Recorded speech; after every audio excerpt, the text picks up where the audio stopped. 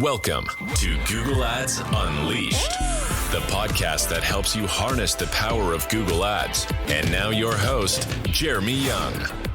Hello guys, and welcome back to Google Ads Unleashed. Hope everyone is doing fine. It is Cyber Monday today, so hopefully you had a very good weekend, and hopefully you're continuing to scale for Christmas as well. But in order to do that, I want to give you a little tip with maybe a campaign type you have not tried, or maybe not intentionally tried, because it is something I think Google is going to get rid of, or integrate into actual performance max campaigns, and that is dynamic search ads. So probably it might be old news to some, but it might be new news to some, because this is something that I don't see is very easily created anymore, and also not used too often anymore. So in this episode, I'm going to dive into what are DSAs, dynamic search ads. How do you build them? What are the best practices? And where do I think everything is going to go? So let's dive right in what dynamic search ads are. So I actually still remember when they came out. So Google a long time ago realized that not every ad can be served with a keyword. That sometimes keywords may have too little search volume for them to become active, sort of actively serving, and actually for them to serve ads, right? So in order to expand the capacity of search, Google has thought, what about all of the content that is often on, for instance, high inventory websites? What about all of the fantastic organically ranking blog posts, etc., that a site may have, but which never sees the light of day, which we could really throw ads on? So think about it. When you throw in ads on a couple of keywords, you may throw them to your landing pages, your collection pages, maybe a few product pages, maybe your home page, but that's about it. But you may have a ton of subsites which are not getting any love at all. So in order to monetize that, Google came up with the concept of dynamic search ads. And basically what it is you submit your URL, your domain, or the pages that you want to be crawled. Google crawls, of course, your page every day. And then based on the content of the site and based on, for instance, your H1 tags and etc., Google will dynamically create a search ad which dynamically adjusts the headlines by itself, and you only have to supply 2 descriptions with 90 characters each. And the idea of it was, think of it like this. Let's say, for instance, you have a banging article, but because which is even generating sales organically, right? But you are buried on page 2 or 3, and I'm not an SEO guy, but there's a good old SEO joke saying, how do you hide a body? As an SEO, you hide it on page 2, right? Because no one goes there. So in order to actually drive volume to content that may be generating some sales for you for, let's say, obscure search terms which you can't target with your keywords, you can actually create a dynamic search ad, and Google will dynamically create search campaigns and search ads which will drive people straight to the product page. So what's the advantage of that? So basically, first of all, you can capture a lot of long tail searches you may have actually never even thought about, right? Or which you can't even target with keywords, okay? Then you, of course, expand your search ads, because Google is, if you hit a limit with certain search terms, for instance, you just naturally expand it. And then on top of that, another advantage of that one, of this campaign type, is, let's say, for instance, you've optimized all of your product titles on an SEO level as well. You can actually even drive search ads directly and dynamically straight to the product page, cutting out the step in between, which is the collection page or the home page, and through that increase conversion rates.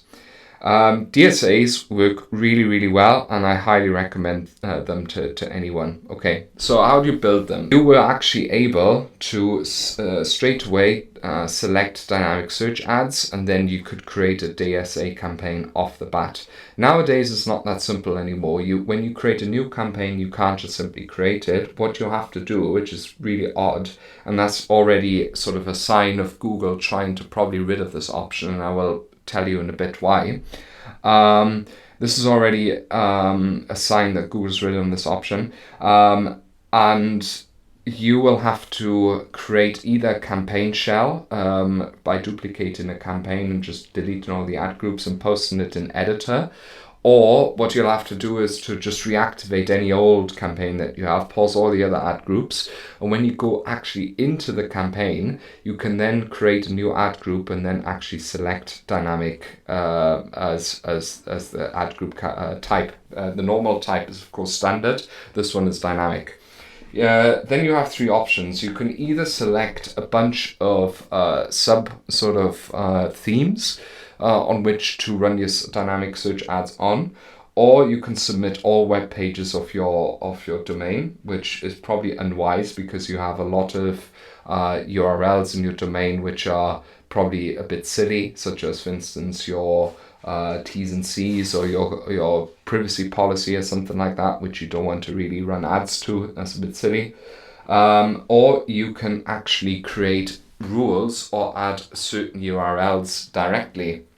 So this is my preferred option specifically for Shopify stores, because if you identified any blog posts which are doing really well, you can add the specific blog posts into there. Or you can create a rule to, for instance, include all products, all URLs which contain the snippet product, which is one of the default URL structures within Shopify, or all URLs which include the snippet collection. That way you can submit all of your products and collection pages into your DSA and start serving on them dynamically. This works really well. I would just let this run and obviously apply and obviously apply negative keyword lists, exclude your brand for one, and then of course exclude your negative keywords on a regular basis. And the way you look after your DSA campaigns is relatively straightforward. You do of course regular negative keyword research and exclude nonsense searches, because unfortunately it will still attract nonsense searches.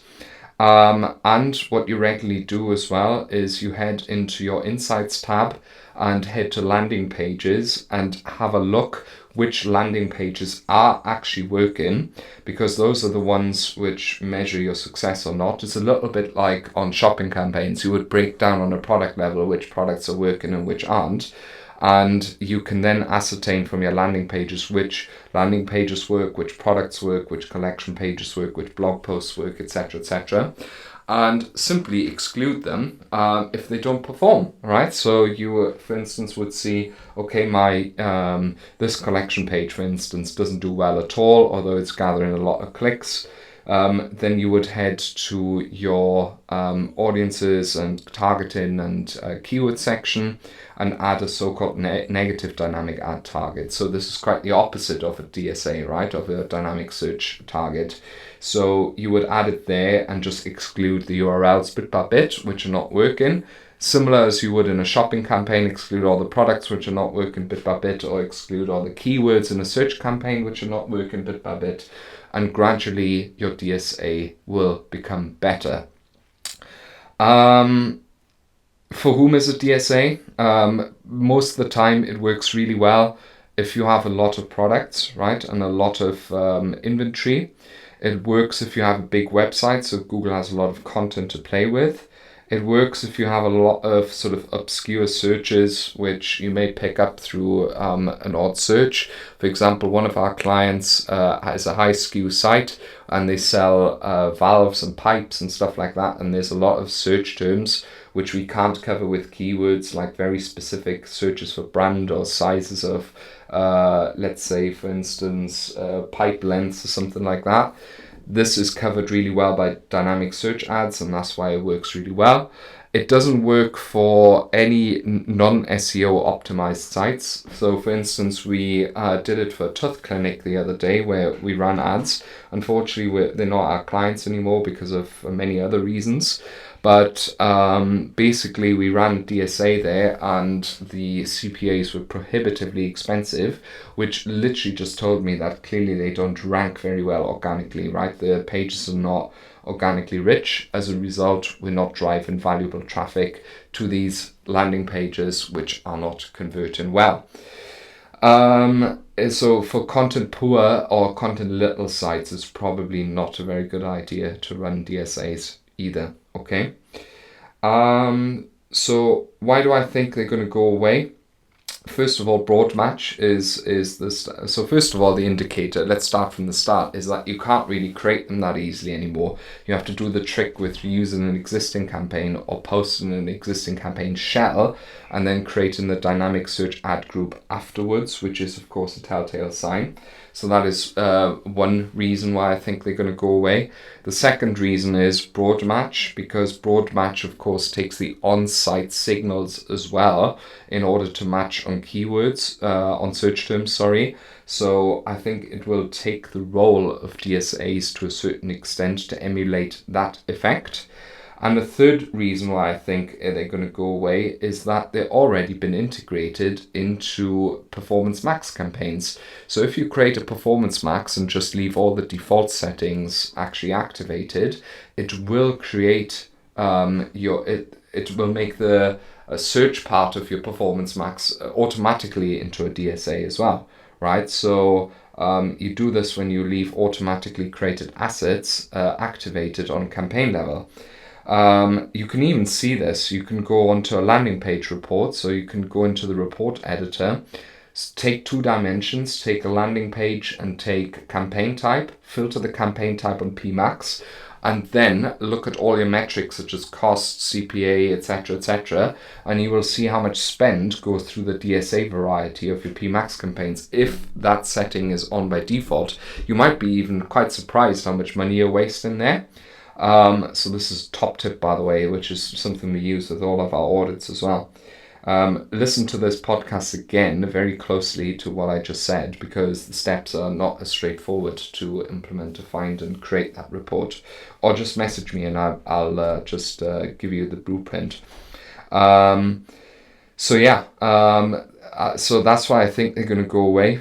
Even when you go onto the automatic recommendations, Google will automatically try and tell you to upgrade the DSAs into Performance Max campaigns. That's of course not optimal. I would highly, highly recommend that you create them yourself and split them out into their own campaigns. And that's DSAs for you. Really cool.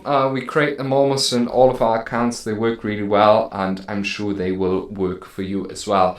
And if you want any more Google Ads tips like this, then simply give me a follow on any of my socials. You'll find us on Instagram, The Business and Young and Digital, the name of the agency. You will also find us with Google Ads Unleashed. You will also find me on LinkedIn, Jeremy Young Google Ads. Simply hammer it in, and you will very easily find me, and you can connect with me there or book a consultation on site as well on our homepage. At this point, I just want to say we also have 2 more slots open for one-to-one coachings in Q1. If anyone is interested in that, 1 slot's already taken out of 3. Send me a message and I can pop over a quote for you. This has been Jeremy Young, your dedicated Google Ads expert. I wish you a very successful period ahead.